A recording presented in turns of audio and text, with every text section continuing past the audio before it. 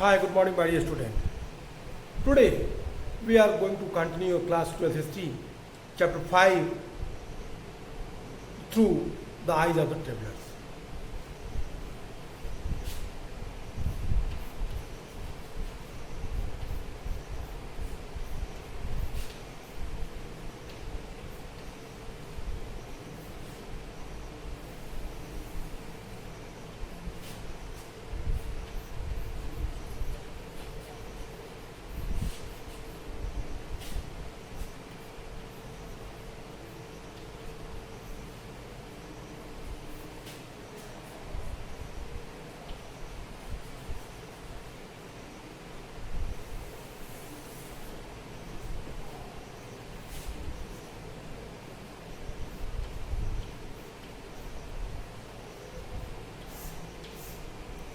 Okay, my dear, I hope you have remembered that in this chapter we are reading the three foreign travelers and their account. First, Albinoni, second, Ibn Battuta, and thereafter we will discuss the Franco Esparnier. The topic first, Albinoni and their explanation, what explained in this text, we have completed in our online class video both. Today we will try to focus the next traveler Ibn Battuta. Okay? Ibn Battuta.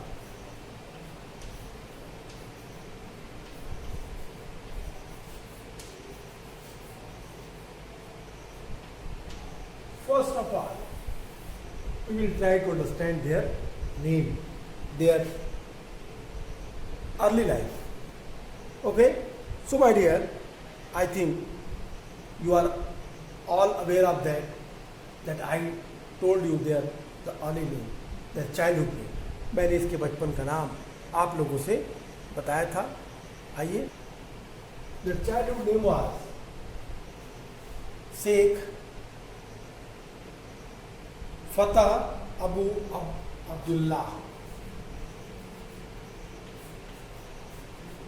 Sheikh Fatah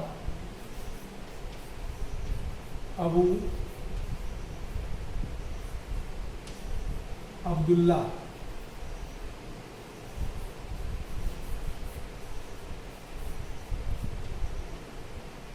ये उसके बचपन का नाम था, childhood. कहाँ पैदा हुआ, उसके अर्ली लाइफ के बारे में. वो मोरक्को, अफ्रीका का मूल निवासी था. He was Moroccan. Okay, Moroccan कहाँ है? अगर अफ्रीका के मैप को देखें तो मोरक्कन आपको नॉर्दर्न पार्ट में क्लियरली दिखाई देगा. कहाँ का था? मोरक्कन.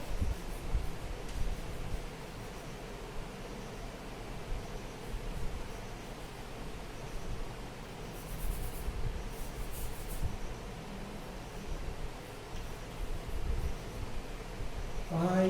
अफ्रीका, अफ्रीकी कहाँ? ओके, मोरक्को गया. मोरक्को से उसने एक लंबी यात्रा की.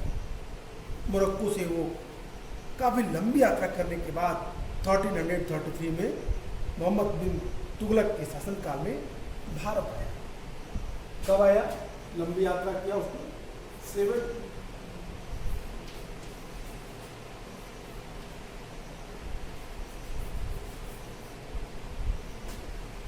7500 माइल की लंबी यात्रा के बाद 1333 में वो दिल्ली सल्तनत,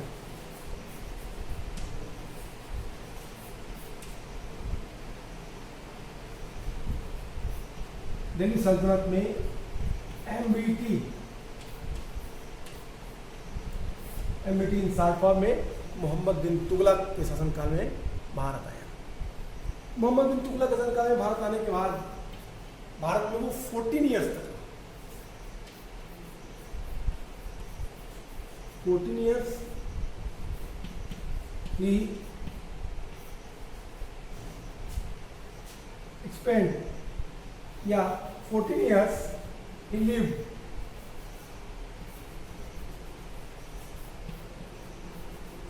in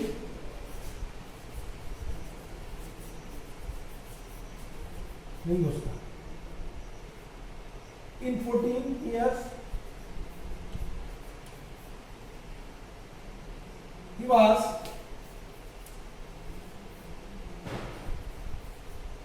was appointed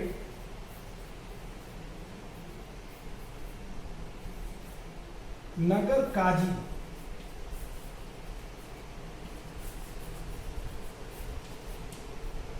ATS।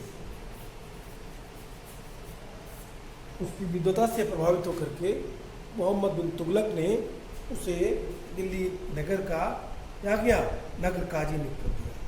बाद में उसका मोहम्मद बिन तुगलक के साथ थोड़े बहुत अनबन हुए, उसके ऊपर करप्शन का आरोप लगाया गया मोहम्मद बिन तुगलक के ऊपर और उसे जेल में बंद कर दिया गया। फिर वो 1342 में मोहम्मद बिन तुगलक ने उसे आज़ाद किया। 1342 that is time 1342 AD। he was released by young बेटी, छोड़ा गया उसको मोहम्मद बिन तुगलक के द्वारा और फिर उसे चीन में अपना राजदूत बना करके भेज दिया गया।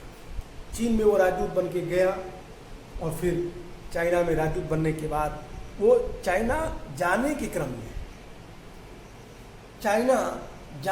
में जब वो रास्ते में था तो जहाज के खराब हो जाने के कारण फिर उसे बीच रास्ते से वापस आना पड़ा।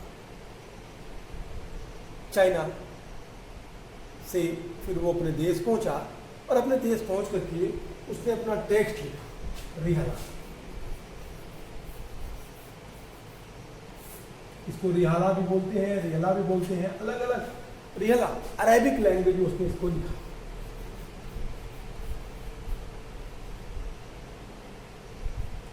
अरेबिक लैंग्वेज में इसको अपनी टेक्स्ट रिहाला को उसने लिखा। ओके, इब्न बतूता उसने अपने पर्सनल इंफॉर्मेशन को रिहाला में कंपाइल किया, अरेबिक लैंग्वेज में इसको लिखा गया।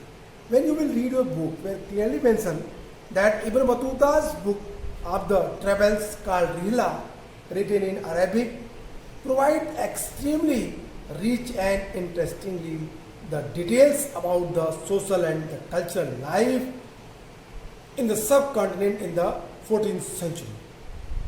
This Moroccan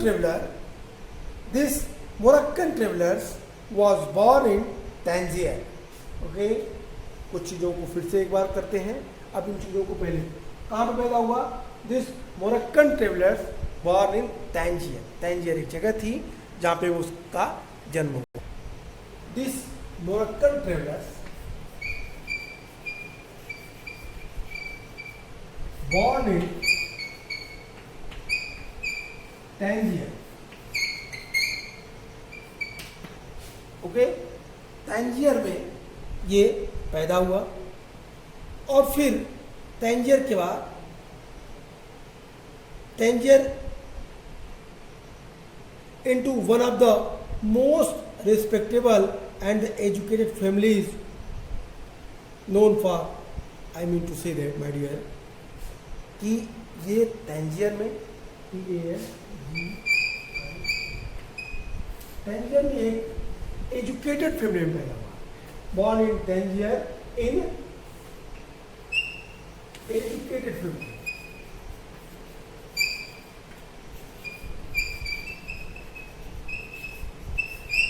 Okay.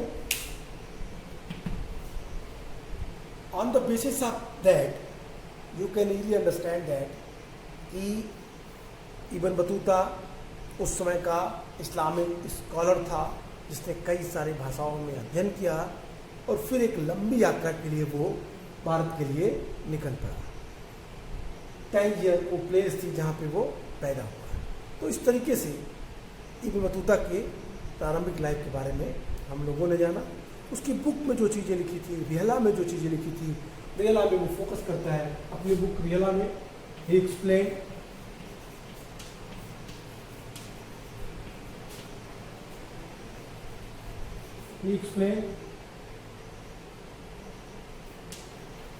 in their text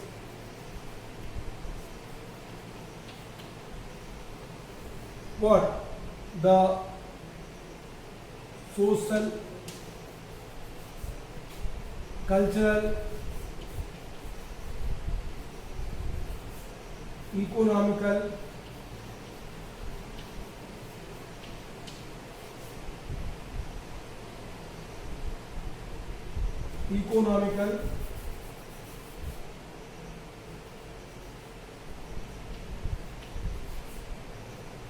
and political situation और कंडीशन लिखिए तो बेटर है।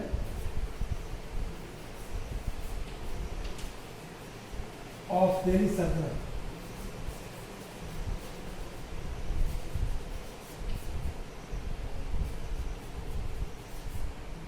ओके। प्रेरणा में वो किन चीजों की बात में करता है? सामाजिक स्थिति, सांस्कृतिक स्थिति, आर्थिक स्थिति और राजनीतिक स्थिति दिल्ली सल्तनत के बारे में वो लिखता है। चूंकि वो 8 साल तक दिल्ली के नगर काजी के पद पर रहा, इसलिए उसे अच्छे से नगर की स्थिति, नगर की राजनीतिक व्यवस्था, नगर के समाज और नगर की संस्कृति पे विशेष ध्यान दिया। जब वो मार्केट, बाजार का उल्लेख करता है अपने ही बुक में, वो बाजार, फेस्टिवल, इकोनॉमिक एक्टिविटीज,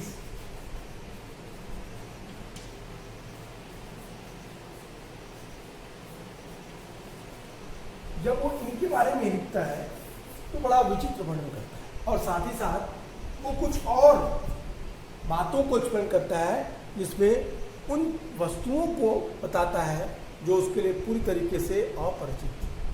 जैसे नारियल और पान। पान और नारियल का उल्लेख करते हुए कहता है कि मैंने आज के पहले इस तरह के फल नहीं देखे। सोर्स 6 और सोर्स 7 को देखें बुक में। When you will read your source 6 and source 7, you can easily understand about that what he explained about coconut and palm leaves, especially coconut के पेड़ को देख के कहता है कि that is the specific tree, एक ऐसा वृक्ष है इसके बारे में वो कहता है कि इस वृक्ष की अपनी कुछ खासियत है। कहता है कि दीज ट्रीज, कौन सी? कोकोनट की। कहता है कि these trees are among the most the peculiar trees in kind and most astonishing in habit. They look exactly like date palm without any differences between them except that the one produce nut as it fruits and the other produce dates।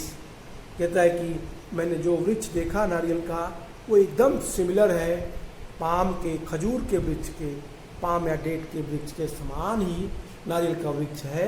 सिर्फ एक अंतर कहता है कि एक में खजूर जैसे फल लगते हैं, दूसरे में काष्ठ फल, लकड़ी के जैसा एक फल लगता है। यहीं पे वो उनका वर्णन करता है। बहुत ही फनी डिस्क्रिप्शंस उसके बुक में नारियल के बारे में दिया हुआ है। वो कहता है, जब वो एक्सप्लेन करते हुए कहता है तो कहता है कि nuts of the coconut tree resembles a man's head, for in are what look like 2 eyes and mouth, and the inside of it when it is green looks like the brain, and attached to it is a fiber which looks like hair. They are made from these cords with which they sew up shape instead of using iron nails, and they also make from it the cables of the vessels. कहता है कि दोनों वृक्षों के बीच जो basic differences हैं, खजूर और नारियल के बीच जो अंतर है वो यही है कि एक देखने में कैसा है, एकदम किस तरीके से, तो कहता है टोटल वो एक काष्ठफल है, लकड़ी के फल की तरफ है और उसमें 2 आंखें हैं, एक मुंह है, और जब वो हरा रहता है, ग्रीन रहता है, तो मानो कि मस्तिष्क की तरह, ब्रेन की तरह दिखाई देता है।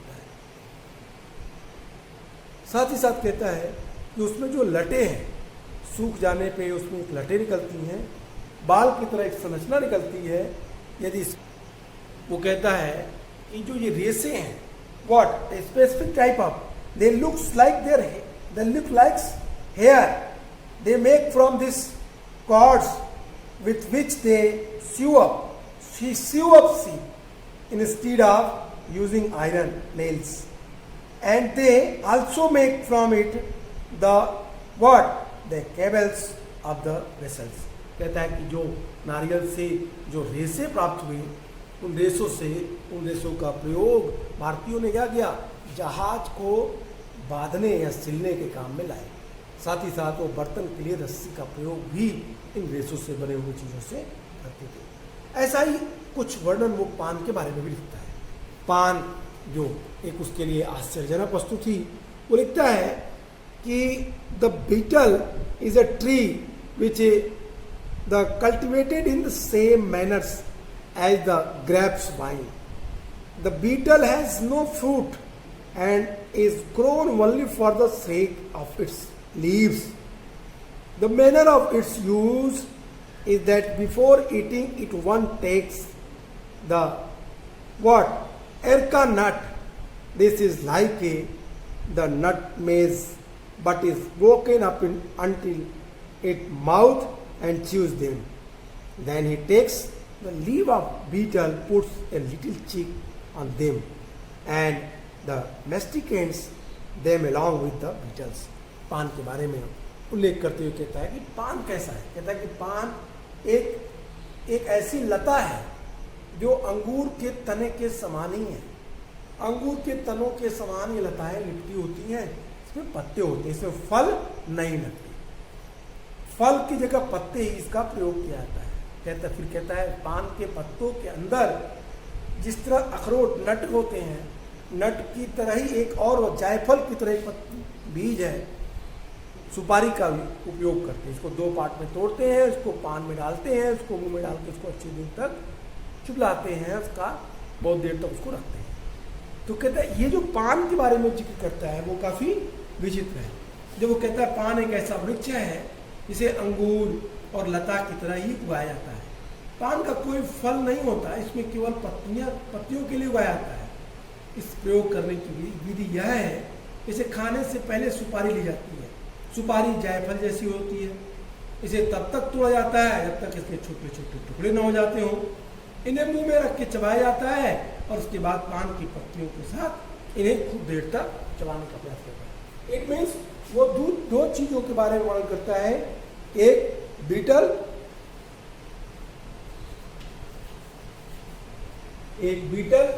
और एक कोकोनट। कोकोनट के बारे में मैंने आपको बता दिया। कोकोनट जो कहता है कि कैसा है, ये एक ऐसी संरचना है जो खजूर या पाम की तरह दिखाई देती है। कोकोनट को देख करके वो आश्चर्यचकित होता है। तो सबसे महत्वपूर्ण बात है कि वो भारत में जिन चीज़ों को देखता है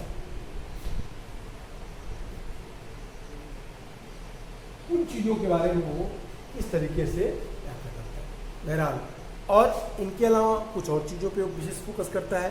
आइए एक चीज़ को देखते हैं, मेन पॉइंट्स को देखते हैं, इनके बारे में वस्तुतः रियल में लिखने का प्रयास करता है। मैं बोर्ड में चीज़ों को मेंशन कर रहा हूँ, आप इन चीज़ों को समझने का प्रयास करिएगा।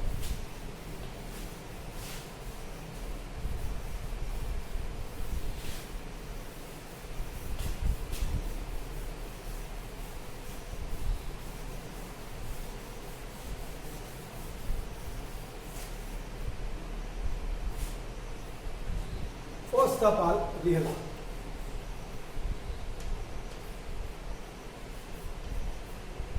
और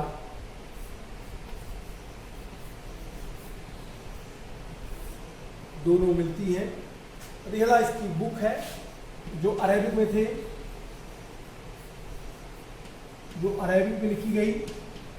क्या इसमें डिस्क्रिप्शन मिलता है इस बुक में, क्या क्या वो लिखता है? पहला, social, political,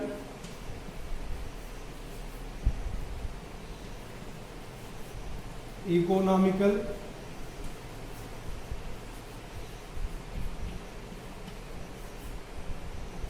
cultural,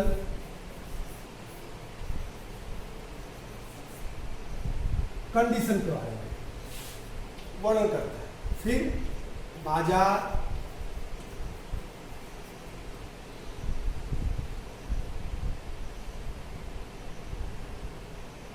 commercial centre,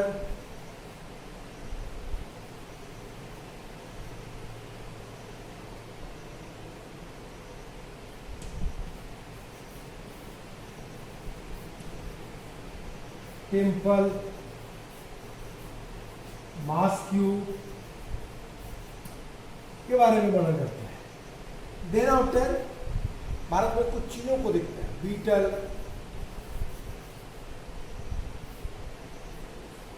coconut, betel, coconut, Bharat की postal system,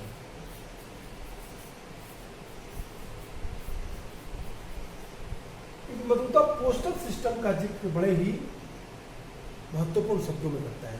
explain that the Indian postal system during Tughlaq period that was very important and unique. He explain that from Sindh to from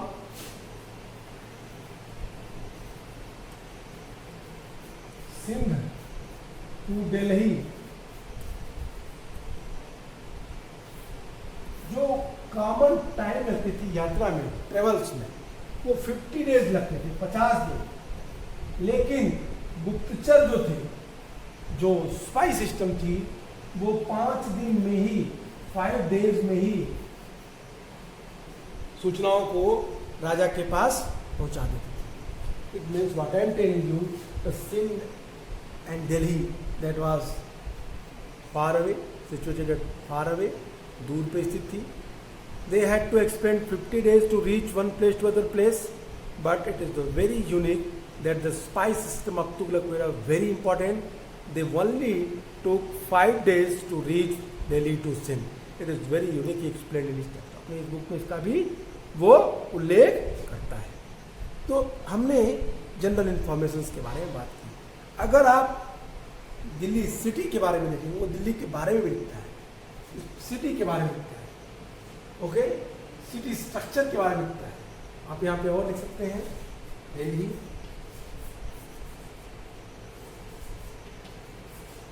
city के बारे में लिखता है।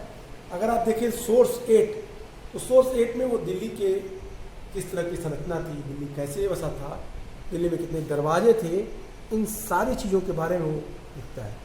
भारतीय शहर की, Indian city के बारे में, दिल्ली सिटी के लिए बल्कि लिखिए इंडियन सिटी तो बेटर होगा। वो इंडियन सिटी के बारे में लिखता है क्योंकि वो दिल्ली और दौलताबाद दोनों का उल्लेख करता है। इंडियन सिटी, इसमें वो दिल्ली और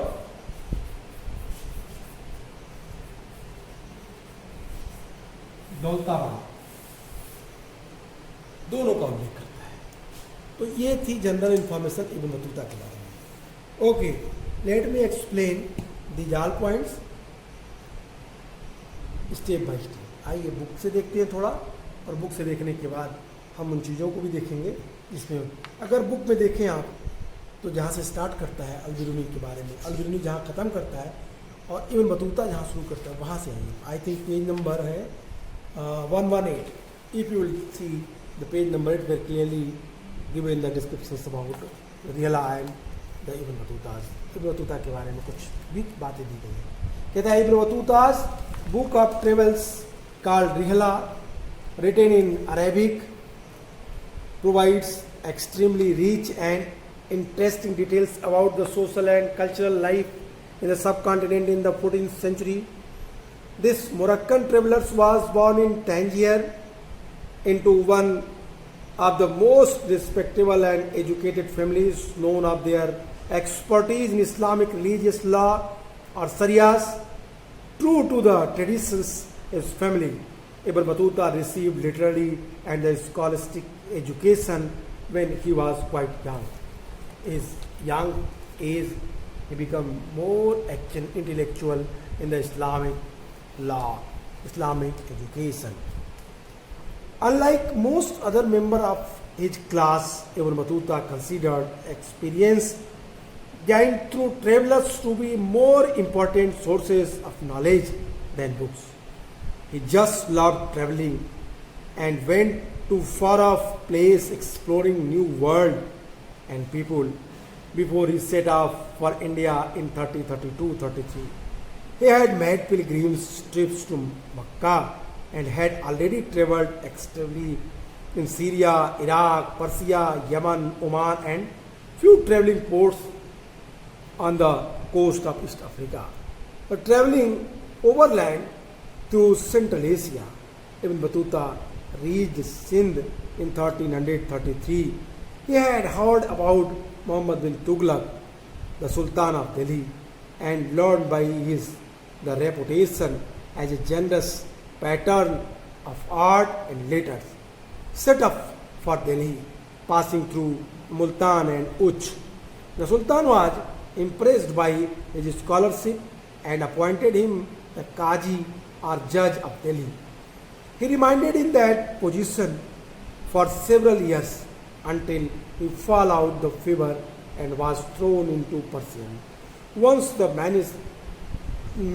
misunderstanding between him and Sultan was cleared, he was restored to imperial service and was ordered in 1342 to proceed to China as the Sultan's envoy to Mongol rulers.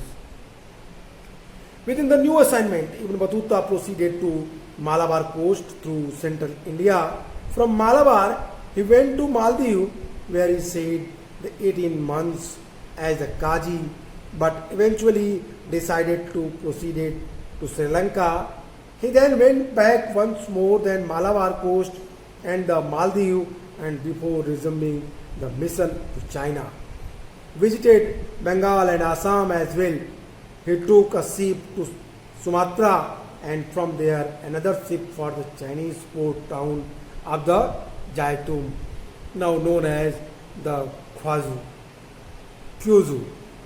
He traveled extensively in China, going as far Beijing, but did not stay for long. Deciding to return home in 1347, his accounts of often compared with that the Marco Polo, who visited China, land also India, from his home base in Venice in the late 13th century. Ibn Battuta, the meticulous recorded his observations about new cultural people, beliefs, value, etc. We need to bear in mind that this global Tartar, he was called the Globe Tartar, was traveling in the 14th century when it was much more around and hazardous to travel than it is today. According to Ibn Battuta, it took 40 days to travel from Multan to Delhi and about 15 days from Sindh to Delhi. The distance from Daulatabad to Delhi was covered in the 40 days, while that from Gwalior to Delhi took 10 days. He also mentioned the places, एक जगह से दूसरी जगह तक लगने वाले समय के बारे में भी वो लिखता है. The traveling was also more insecure. Ibn Battuta was attacked by bands of robbers several times. In fact, he preferred traveling in the caravan along with the companions, but he did not date highway robbers. While traveling from Multan to Delhi, for instance, his caravans was attacked and many of his fellow travelers lost their lives. Those travelers who survived, including Ibn Battuta, were so wounded, severely wounded. Once he was attacked, once he was wounded, his condition was not so good.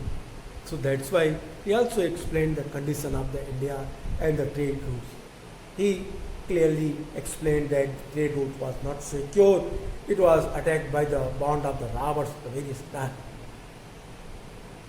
He also explained the travelling time from the one place to other place. What he explained about Multan to Sindh, explained that Multan to Sindh we have to spend 40 days Ancient to Delhi, we have to spend 50 days, Delhi to Daulatabad 40 days, and Gwalior to Delhi 10 days.